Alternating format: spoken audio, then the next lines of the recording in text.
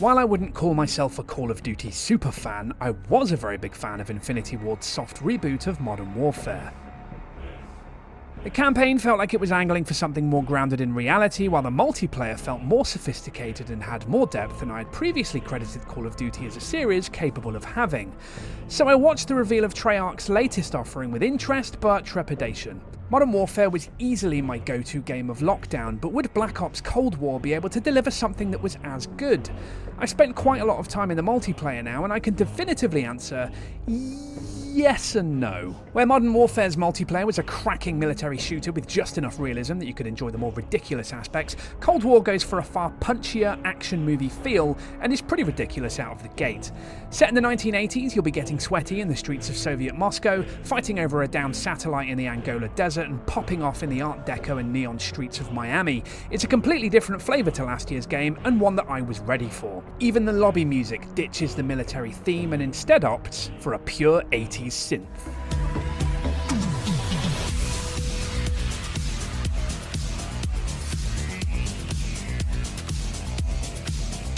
Thankfully though, Black Ops has borrowed many of the best aspects of its predecessor. In your loadout you'll find many guns you're familiar with the gunsmith returning, allowing you to tune the finer characteristics of these weapons with a variety of different attachments which you unlock by levelling up. The loadout system remains largely the same, with some tweaks in the margins like a wildcard system, some new kill streaks, and being able to equip shotguns as a sidearm.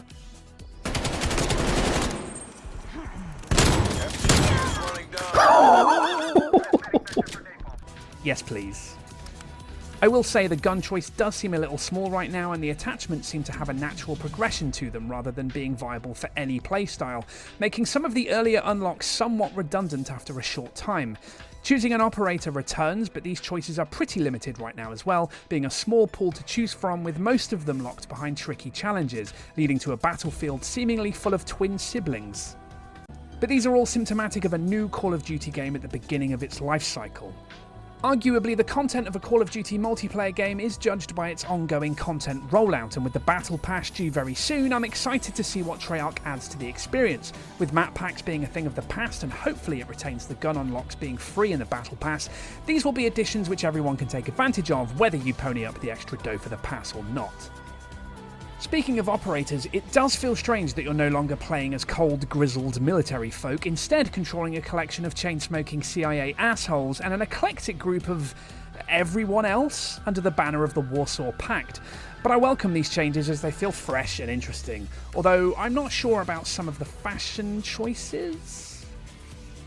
Each operator has a different voice line when you do various different things, which range from cool to kind of disturbing. With everyone desperately slinging swears around and shouting about snipers and requesting spy planes, these factions feel more ragtag, and the fights have a frantic feel to them, like an operation has gotten out of hand and the fighting has spilled out onto the streets. So what's the fighting like then? Well, it's good. It's very good, actually. Being a Call of Duty game, the gunplay is, as expected, polished to a mirror sheen. As I said earlier, the weapons report with what feels like a much punchier effect, and the hit sounds are brutal, with satisfying effects whenever you down another player. Sliding returns, as does reloading while aiming down sights, and thankfully they've also kept the ability to eliminate other players from behind with melee, although there's only one animation for this at the moment, and I hope they add more, because apparently I enjoy graphic violence, please don't judge me. It's fast and it's hard, but Call of Duty has always been a game where the satisfaction comes once you've found your flow and you start creeping up the scoreboard against all the odds. Frag grenades have a much longer wind-up on them, which leads to some tense moments when you're deploying them, but it does mean I found that they're tossed around willy-nilly a bit less. Proximity mines are now limited to being field upgrades, which are on a cooldown timer, which is great news, as nothing caused me to swear more in the previous game than dying to proxy mines over and over. Those kill streaks I mentioned earlier are handled quite differently as well, which might be the biggest departure from the previous game, aside from the scoreboard, which I'll get to in a minute. In fact, they're not kill streaks at all in this game, as they're now referred to as score streaks, where before killing multiple enemies in one life earned you the chance to call an airstrike, deploy sentry guns, seemingly capable of making moral judgment on its own, or manning the gunner seat in an attack chopper, which depicts some of those military videos that you've seen on the internet you regret watching with disturbing accuracy. Those power-ups are now all earned through score rather than kills, meaning that you can theoretically earn those powerful abilities by actually playing the objectives. I know, playing the objective in a Call of Duty Duty game. Who would do that? Well, me, actually. Objective mode's on my bag in Call of Duty, so I was excited when I noticed this change. Not only this, but surprisingly, these points do not need to be earned in a single life. Instead, the score you have to reach is much higher, but you retain this progression after you've died. This replaces the tension of making your way up the tiers of abilities without dying by giving everyone the opportunity to deploy them, regardless of their ability to stay alive. As someone who used the Point Man perk in Modern Warfare and who sucks at staying alive, this is a most welcome change. If, like me, you were concerned about the longer time to kill, that is, the amount of damage you have to do to another player to drop them, then you should know that while the time to kill is longer, as it usually is in Treyarch's offerings, I found that it isn't nearly as long as I'd feared, and with the addition of a health bar being displayed on the other player, you know exactly when it's worth chasing someone down with your sidearm and when it isn't. And despite this, you're still definitely able to drop players with short bursts and single shots, and you'll definitely find the same happening to you as well. The scoreboard is radically different too. It displays both more and less information at the same time.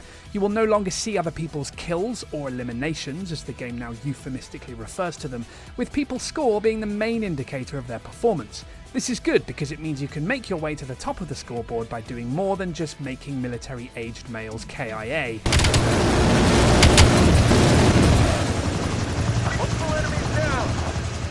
You do get your own detailed breakdown of eliminations in the After Actions report, which lets you know exactly how well or how badly you've played.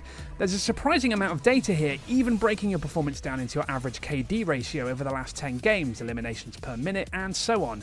This is brilliant if you care about this kind of thing, which I don't. Some game modes return, like Hardpoint and Domination, with other perennials like Team Deathmatch and Kill Confirmed of course still being present. Ground War returns for those players looking for a larger scale Battlefield style experience where you get repeatedly sniped from a mile away by a player you never see, which I'm not. For those interested though, I've noticed a considerable difference here, which is that they've removed the ability to spawn on captured control points and your teammates, which means every time you're sniped by the guy who's roasting marshmallows a mile away, it's another long jog from spawn to frontline for you, sunshine. There's also the additional mode, Fireteam Dirty Bomb, which is an interesting mode that I've yet to properly wrap my head around. 10 teams of 4 battle across a large map, fighting over deposits of uranium in order to create and detonate dirty bombs. It's an interesting idea, but much like Ground War, I found myself getting offed from a distance that I'm just not used to.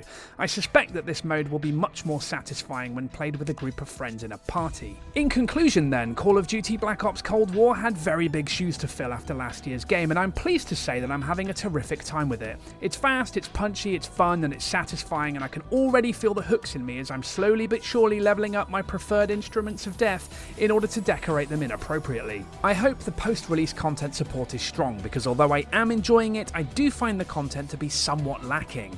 What's less possible to fix with post-game content drops, however, is a noticeable downgrade in the graphics department. Cold War is a gorgeous looking game for the most part, but that said, I can't help thinking that in many ways, Modern Warfare actually looked a little better. I'm playing this on a PS5 right now, capable of running at 4K and 120Hz. The performance and clarity of the game is breathtaking, but this doesn't make up for the slightly worse looking models, maps, and distinct lack of impact effects on bodies and fewer bullet decals in the environments. I'm also pretty disappointed the game hasn't implemented the mounting feature introduced last year, and the strange lack of operable doors makes the maps feel slightly more static. But assuming there will be further content down the line making up for the slight paucity of content at launch, Cold War is a great multiplayer shooter in its own right that I know I'll be putting many more hours into, even if it doesn't quite reach that very high benchmark of excellence set by last year's game. I've been Steve Jack, and for more opinions, videos, streams, podcasts, and other gaming nonsense, check out the Crossplayers at all of these respectable social media outlets below.